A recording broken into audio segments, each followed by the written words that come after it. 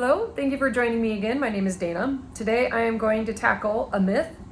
This myth is you are suffering because God is punishing you.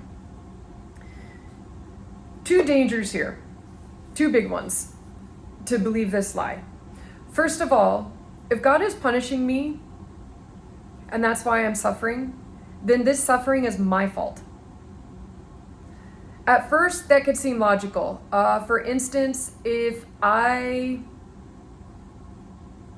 have to be careful here because I don't want to bring condemnation, which is exactly where this goes. So actually, I'm going to hold off on this example. This is exactly the problem with believing that I am suffering because God is punishing me. It's my fault. Then that means it's my fault. I can't do anything to get out of this. I can't do anything to resolve it. I can't do anything to even prevent this from happening again. The result is condemnation. Condemnation is never of God, ever. It's from Satan and our enemy, who loves nothing more than to devour and destroy and discourage.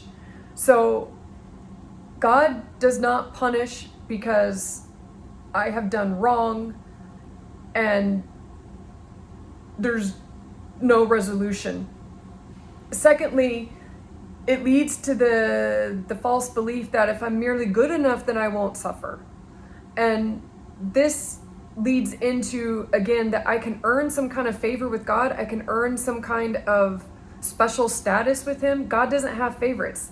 God doesn't look at our lives and say, okay, well, Dana really screwed up here, so I'm going to give her an illness. Although Sally over here, Sally didn't mess up here, so she's going to get a promotion. That is completely misrepresenting and misunderstanding who God is. To think that I can earn God's favor through good behavior, I don't understand the gospel. And to think that I can incur God's wrath by making mistakes, I don't understand the character of God. Both are deadly. I had both. So within these two misconceptions, if I am suffering because God is punishing me, this also leads to two possible mindsets, which, as I mentioned earlier, they pervade into every area of my thinking. The first one is I've received what I deserved. So I don't want to dive into too many personal examples from my life, but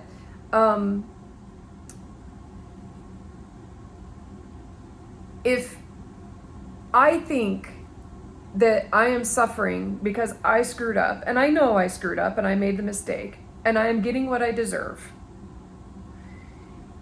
not only does it lead to condemnation, it breaks down my ability to trust God. How many of us are likely to have a close, intimate, trusting relationship with someone who, whenever we make a mistake, they beat us down and they condemn us?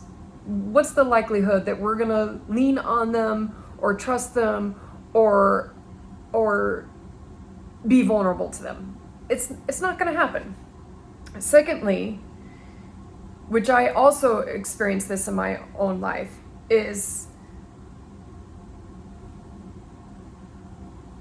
if God is punishing me and that's why my life is falling apart, then if I don't understand what I did wrong, or I don't feel that I did anything wrong enough to justify this level of suffering, the result is my pride and my arrogance. Again, I have the idea that good behavior will result in a pain-free life. That's a fallacy. It's a lie. That's not true. This is not a performance-based relationship with God. This is not, I'm going to go back again to what I said earlier. If I think that I can earn my salvation, I don't understand the gospel of God. If I think I can avoid suffering by merely good behavior and earning enough brownie points with God, then I don't understand the character of God. And I just want to really elaborate that when I get into this behavior, performance-oriented mindset, the focus is on Dana. I am very much a goal-oriented, performance-based, let's be perfect kind of person, okay? I love being able to say, look at what I accomplished and look how great I am. That's just my mindset. My identity, my value, my worth comes from what I do. That's just how I'm geared. And trust me, the Lord and I have had many discussions about this, because that's not his best for me. But the focus comes on me and getting myself into this mess or getting myself out of this mess, how I function through the mess, through the hardship, through whatever has fallen apart in my life. It's all based on me. I cannot emphasize enough how unreliable I am, how I have a limit to strength. I have a limit to fortitude, to courage, to being able to persevere. I all have a limit and I cap out. I have come multiple times to a place in my life where I said, God, I cannot do this anymore. He's right, I can't. And he does not intend for us to come through our suffering on our strength and our resources. And one of the ways he gets us to that point of being able to say, I need you, I have to rely on you alone, God, is by bringing us to the end of ourselves. So believing that God punishes us, and that's why we're suffering, it means that we have to believe, for that to be true, that means we also have to believe that God is seeking to harm us, and that if I merely do everything right, then I won't suffer. Let me say that again. If we believe that we are suffering, and as a result of God punishing us, then that means God seeks to harm us, and if we do everything right, then we won't suffer. True or false? It's absolutely false. God never seeks to harm his children, ever. And again, there is never, if we want to say that if I merely do everything right, then suffering will not enter my life, how good do I have to be to avoid suffering? And how do I know where that scale is? It's similar to salvation. If I believe that if I'm just good enough, if I do enough good works, then I will be saved. Well, how good is good enough? And how do I know where that is? How do I know when I've attained? A nice, this isn't my original analogy. I don't know what the original source is, but imagine that all of the people who ever lived in history are on this timeline.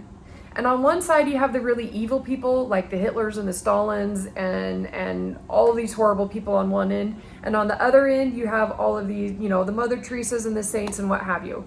Now, somewhere on this line, I am, based on how good I am in my life.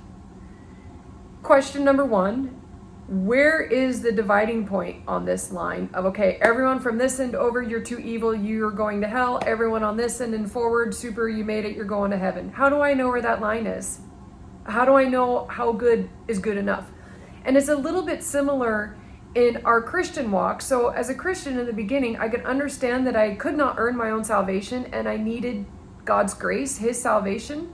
But then in my daily life, it was all about me earning my way forward. It was all about me performing to the next level, to attaining that next place with God, all through my performance. Yeah, he shot that to shreds through my life falling apart. Showed me that that is not him, and that's not his truth, and that's not scripture. So again, the same scenario of how good am I to earn salvation? So how good am I in my performance in my daily life to not suffer? How do I know where that is? This is an example of how it dispels this myth of thinking that God is punishing me and that's why I'm suffering. Dispels and pervades and permeates into every area of my life. And that's not him. That's not his truth. Whatever you're experiencing today, whatever loss, whatever frustration, whatever worry, anxiety, whatever you're facing in this very moment, I can guarantee you it's not because you're being punished. I don't know why you're suffering today. I don't know why you're in the midst of pain today. And I am sorry that you're hurting right now.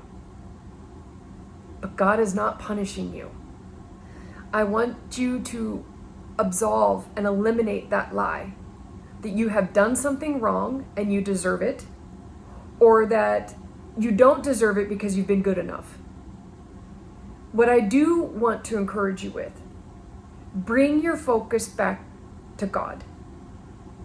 Ask Him to show you who He is amidst this suffering. Ask Him to reveal the lies that you have believed about suffering. Ask Him to show you where you have believed and bought into a lie that God is out to harm you, that God does not have His best in mind for you.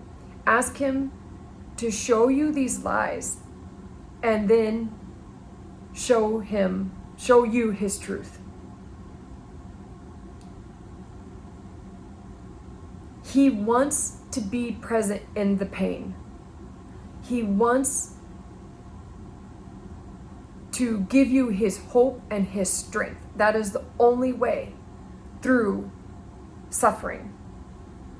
As long as we believe life's about suffering, though, it's not possible to see Him and get a hold of Him. So be honest and ask yourself if you have bought into this lie that you are suffering because God is punishing you. And I don't know how to express the hopelessness and the condemnation and the additional loss that comes with believing that God is against you. He is for you.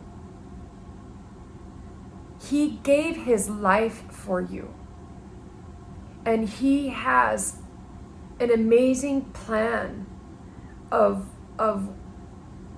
restoration and hope for you. So allow Him to speak into the circumstance that you're in right now. And allow Him to show Himself who He is, rather than believing a lie that you have done something wrong or you haven't been good enough and that is a result of your suffering. So, next video, we're tackling another myth. Thank you.